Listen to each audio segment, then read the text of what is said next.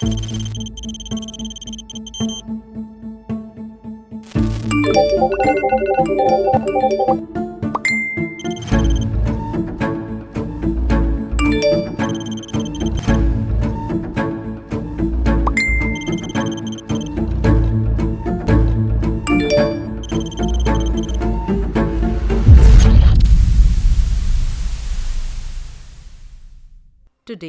I am going to share with you all the tale of the starfish.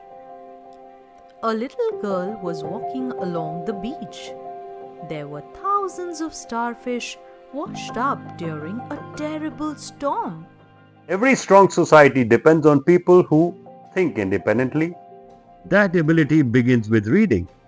Every Sunday, we open our doors to children, to teachers, anyone willing to pause and think.